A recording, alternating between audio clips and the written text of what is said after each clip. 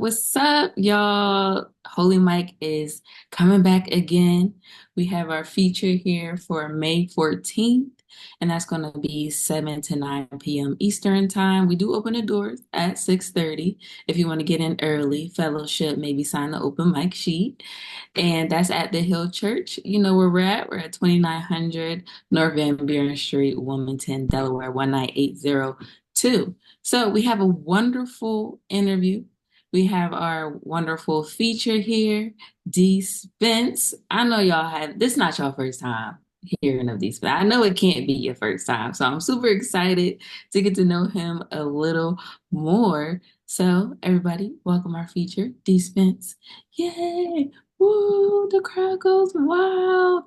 So D.Spence, give us one word to describe how you're feeling right now. Right now, one word I'll say relieved right now. It's been one of those weeks, you know how work just gets on you and kind of wears you down. And then when you finally get to the weekend, it's that reprieve. Mm. Yeah, yeah. Yes, I definitely get it. It's like Friday. I don't know what happens. It's like I get a boost of energy while I'm working. Like, yeah, I Absolutely, only got absolutely. and let's It's hurry up and get this day out of the way. So I definitely feel that. So I was reading your bio and I saw how you were performing ever since you were in high school. So let us know, like, where did the love, or when did you realize, like, hey, poetry is my thing? would say probably in college. Of course, I wrote here and there in high school just to try to impress girls or whatnot. Um, wasn't that serious of a writer, but then when I finally got to college, I went to the University of Delaware in Newark, and I was involved with a spoken word group called SPIT. That stood for, it was an acronym for Stimulating Prose, Ideas, and Theory. And it was a student organization. We hosted open mics there at the school. And I mean, it was awesome because it was a student organization full of just fire poets and like everybody loved to come see us, and it felt good. It felt good to, I mean, it felt good to just be out there and to just kind of get that type of notoriety. And that's when I realized, like, okay, I'm not bad at this. I'm pretty good at this. And I had one of the older members. He kind of took me under his wing, helped me out with presentation, spoken word artistry, and actually performing your pieces and performing your craft and really taking it seriously. So um, did that a lot more and just got better at it and got more mature with it, especially with age. Developed my craft and really honed in on it. And I love doing it ever since, especially just being able to work with others and show them the same thing.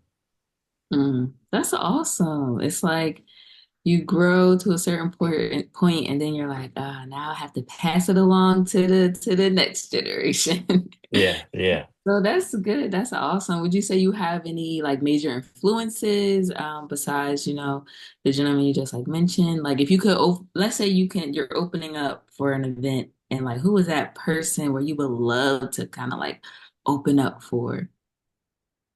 There's somebody that I could open up for. It would probably have to be Joshua Bennett. He's currently a believe he may still be there, but he's currently a doctor. He's a professor at Princeton University. Mhm. And I competed against him at the International World Poetry Slam in Charlotte, North Carolina. It was like in 2007, 2008. It was a while back. And he was this 16-year-old kid, and he was a monster. I mean, it was probably 500 some poets out there, and I think he placed second place overall. And I think the reason why he placed second place was because one of his poems actually went over a time limit, so he was deducted points. And I was in awe. Like I looked him up and just started. He was with the Philadelphia Youth Poetry Movement, so he did a lot on Brave New Voices. He was actually on Brave New Voices on HBO performing poetry. And I loved his style. I loved his stories. So I wouldn't mind opening up for him. I don't even know if he's still out there professionally performing like that, but he was one of the people that really inspired me the most. And if there was a time that I could open up for anybody, it would be him, Joshua Bennett. Awesome, awesome. That's great. And it's good you also had a chance to like be in competitions and different things like that. And I just wonder because sometimes when you're an artist, it's like, oh man, you kind of like think like, am I good enough? Or like, is this really good? Like, would you have any like words of encouragement or are there any like affirmations you might tell yourself like to help, give yourself a boost? And confidence. Um, I, I don't know. Like right now, I think I'm at that point now in my life where I just accept the fact that, I'm human. And I kid you not, everybody talks about it. Everybody says I'm pretty good. So I guess I'm pretty good. But I still get clammy hands, just like my joints are clammy right now. Just this interview makes me nervous. But I still get nervous every time. And the way I see it, the thing that I tell everybody, and I say to myself, um, oxygen is your best friend. So whenever I'm like working with younger poets, when they get up to the mic, and if I'm there, I'll look them dead in the eyes and I say, oxygen is your best friend.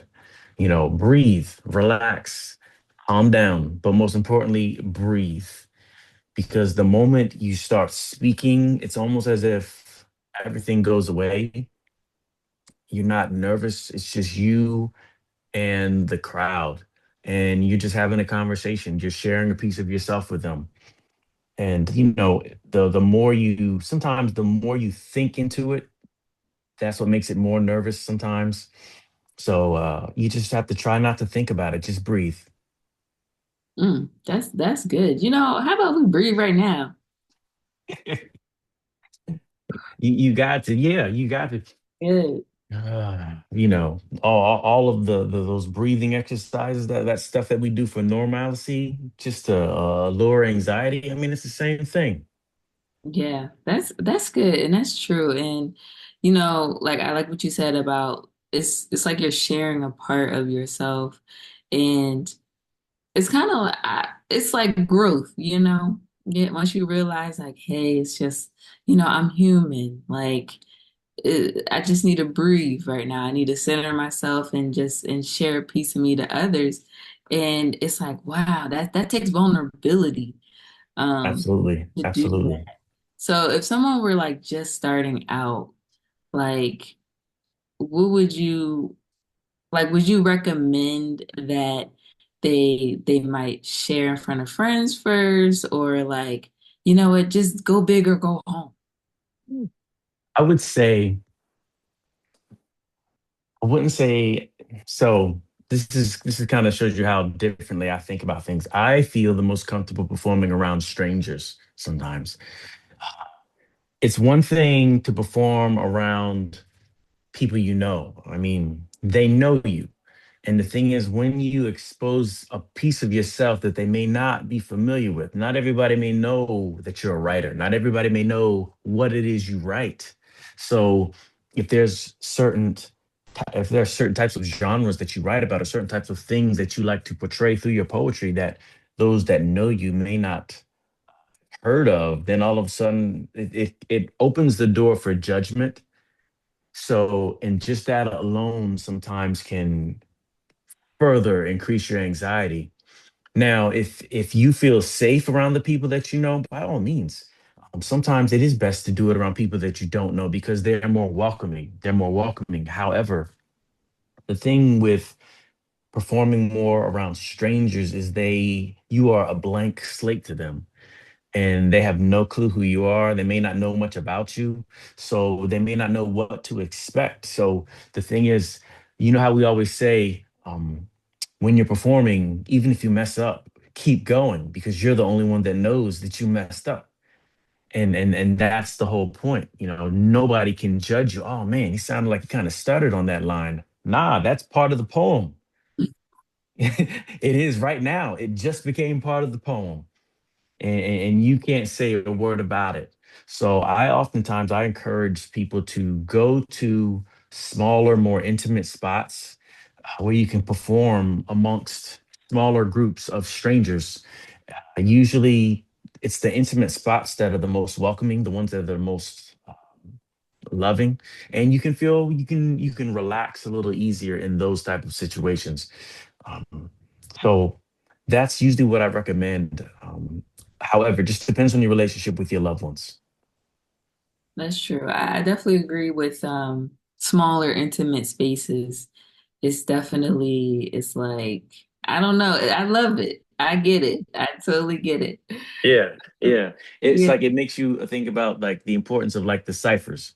We used to do poetry ciphers on Fourth and Lincoln in Wilmington, and it's just you and just a small group of people, and you're just out there rocking, and people may just walk in and walk out, and walk in and be part of the cipher, and then exit, and then it's so on off, and there's no pressure.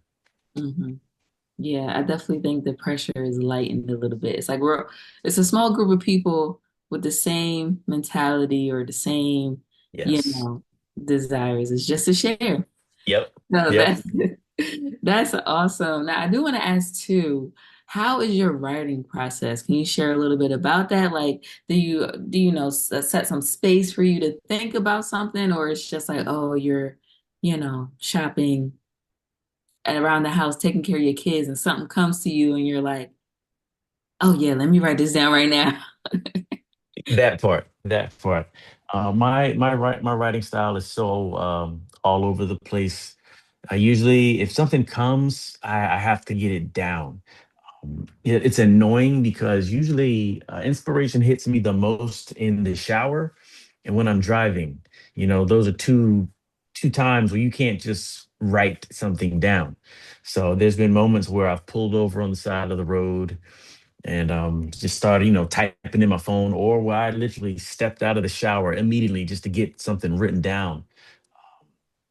However, with technology now, everything's, I do voice memos. I do a lot of voice memos. Like if it comes to me, I'll just do a quick voice memo and then come back to it. But if I'm tasked with something, yeah, I'll write it. I'll write about it. And it makes it fun to kind of do the research and see where your mind can take things. So there's kind of like two sides to how I operate, but most of the time I just kind of operate off of inspiration, whatever hits me, maybe wherever I'm at. And if I purposefully want to create a space for inspiration, then sometimes I may just go for a walk. I like walking in the woods, and that's like the best time to just get inspiration, whether it's with the sound, the sights, and just the overall feel. Yes, I highly agree. And I'm thankful for technology and voice memos because I do enjoy that, Hmm. Now I can also get how like my cadence and rhythm, like I have it there. Sometimes you don't always get that when you write it down and then you even forget that. Like I have the words. Ah, Yeah, did I say it? So that's absolutely. yeah, and what would you say, like, how do you get through writer's block? So I have this thing about writer's block, and I know it's a touchy subject, and I don't know, I may ruffle some feathers. People may disagree with me, and that's cool. But I don't really think like the idea that writer's block when I don't have anything, like I don't believe in that. Um, I believe that we all have a plethora of ideas, and I feel that oftentimes we have things to write. It's just the fact that we can't get it down fast enough because oftentimes while we write, we over critique, we over analyze, we second guess, we feel the need to erase, delete, backspace, backspace. And you sat there for 20 minutes doing more erasing and backspacing than actually writing. So before you realize that, oh, I couldn't come up with anything. No, you had 2 pages worth of material. You just didn't write it down. So I feel like if you actually just get the poem down, get the words down, get everything down, and then after you're finished, then come back and do your erasing and your backspacing and your critiquing. But if anything, just get it out first. And it's not the fact that we have nothing to get out. No, it's almost like as if it's bottlenecking. The words they're trying to come out, but we're over analyzing and over critiquing, and we just can't get it out. Mm. Thank you because I was a little selfish. I asked that question for myself. So thank you. I'm going to take that away. Once we get done this interview, I'm just write it all out because Hmm. I think you hit the nail on the head. We have a lot to say. It's just trying to say it in a perfect way. And it's just like we all know being a creative, some of the best things come out of imperfection. So Absolutely. just Absolutely. let it out. Y'all heard him. D.Spence said to let it out. Let it out. And Some don't be scared. I don't know if he said that, but I'll say that. Don't be scared. Just let it There out. you go. That's right. Some of my best poems came when I used to do these I still do them from time to time just to kind of sharpen my skills. I'll write 40 lines. Um, I call it like a break off your eraser, where I'll just write. I do my best to try to write without thinking. You just write 40 lines of anything and everything, and it doesn't have to be meaningless. It doesn't have to be meaningful. It could just be anything. You could just literally start writing about something. I was walking down the street and I happened to look up and I saw this tree, and in the tree was a kitty cat, and the cat looked like it was in a little bit of distress. So what did I do? I went and called the fire department, and they came in this bright blue orange spaceship that was set. It was blazing with color, and they came up and they saved the kitty cat, but all of a sudden the kitty cat jumped up and it flew into space itself. It doesn't have to make sense, just right. And when you finally go back and you review what you wrote, you'll notice that you may say, okay, these 3 lines, I could take these out and start a poem with this. Or there's 12 lines right here that this is a poem within itself. This sentence right here, I could create a whole story based off of this. And it makes you like, you really can compartmentalize some of the things that you wrote and then make sense out of them. So if you just throw the paint all over the wall and then step back and then begin to visualize the picture. Mm. Okay, that's a good like what's the word? It's like a good prompt, almost. Mhm. So yeah, that's good. And I do want to ask since you were going kind of like it almost felt like storytelling. So how would you describe like your spoken word? Like would you think it's more like a storytelling type of thing or do you personification? Like what kind of, help us understand what we could expect on Thursday? So I'm a big fan of, I love personification. I love giving, things that aren't living, giving them human properties and characteristics. I absolutely love just focus a lot on, sometimes I do a lot of internal rhyming. My rhyme scheme involves a lot of internal rhyme. There'll be times when you'll notice in some of my pieces that I may not always choose to rhyme at the end of the line, you know? Um, and oftentimes I may just go on free verse tangents where there's zero rhyming at all. But I love the idea of telling stories. Some of my poems lately have just been, formulating out of childhood and some of the things that we used to do as children, and how powerful our imaginations were as children, and incorporating that into my adult lifestyle, finding a way to take something as unserious as riding your bicycles um, all day long on a Saturday, and comparing that to the ills of commuting to work every day, just so that I can compare, contrast the two, and make something of it. So this way it can be more relatable. So that this way an adult can grasp the story. And this way, while at the same time, anybody can say, you know what, that's me. That's me. I'm dealing with that too. Mm. That's good because it's like you got a little bit of something for everybody, you know? Yeah. Oh yeah. Oh yeah. Yeah. So let's speaking of, you know, your artistry, I think it's a good time for you to share a little bit with us. Okay. Okay. Oh, all right. Let me see what I can muster up. I got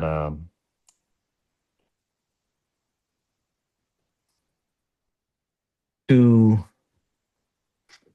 the urge to put words together, to connect consonants, carefully curating chords of colorful calligraphy upon a crafted canvas off the top of Earth's axis. The urge to spin sentences upon webs with arachnid accuracy, catching thoughts like wandering flies too caught up in the issues that lie before them. The urge to be creative. When your words desire no longer to be native to this land and its fallacies, when your words are from different galaxies, extraterrestrial, or merely channeled from the ancestral plane that demands greatness, words divine, from the pen of the Father, Most High, and I am his loyal servant. I can no longer be observant. I can only be his wordsmith. Father, give me the words to say. Father, give me the urge today. Okay, Oh, okay, that was good. I like thank you. Appreciate I it. enjoyed that because it's like you packed a lot in a little, and it, it's Hmm. Hmm.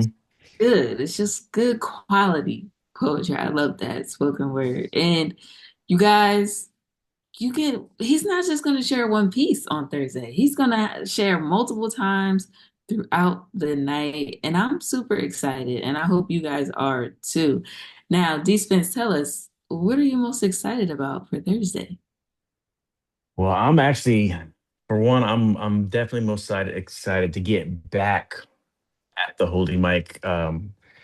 I live far below Dover. I live like an hour, a little over an hour away. So I can't always make it up there. So whenever I get a chance to make it up there, I love it. The love is always on point. Like you receive with love, and everybody just is attentive, and they give you their attention.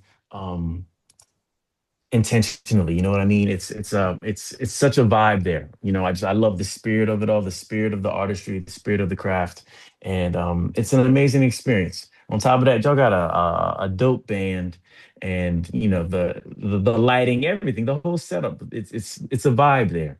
So I can't wait. I'm excited, and plus too, just to get on the mic, it's always an experience and an opportunity to get on the mic and share it on another person's stage. And I appreciate that. And thank Yes. you. Yes, of course. We are so excited to have you, and also thank you for, being willing to share a piece of you with us. So I'm looking forward to it. That's Holy Mike featuring D. Spence, May 14th, 2026. And that's at the Hill Church. You already know where we're at, 2900 North Van Buren Street, Wilmington, Delaware, 19802. And we also appreciate him from taking the long trek an hour away. That's that's love. So Absolutely. we appreciate it. And also let us know, is there anything that I might have missed or anything that you like to share? Maybe your socials, where we could find you. Also, I know you host an open mic, another open mic, or anything you want to share, let us know. So you can find me on Instagram. My ticker is D.Spence_poet. And I'm on Facebook at Dennis Spence, just my government. So I share a lot of my poetry on both sides. I share more of my poetry on IG. Um, but you can also find me. I host open mics at the Nomad Bar in Wilmington on North Orange Street every first Wednesday of the month. So our next open mic will be, let me see, let me see. I think the first Wednesday of June, I think that will be the third, I believe, June 3rd.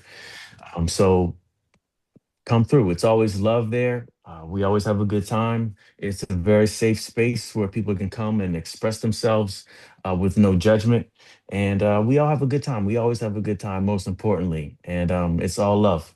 So hope that I can one day see you all and, share a piece of yourself on the mic. Yes, absolutely. Like I'm excited and I do want to make it out to the Nomad Bar, I want to make it out to that and just to see, the different talent that's in the city of Wilmington, that's in Delaware. And it's just going to be a good time. Like I feel like this summer is going to be heating up. We're just getting started. We're just Absolutely. forming up, and we got D.Spence again, you guys. That's going to be at Holy Mike, 2900 North Van Buren Street, Wilmington, Delaware, 19802. We get started at 7. It's until 9, but you can definitely come a little early at 6:30. We like to fellowship. We like to, just chat.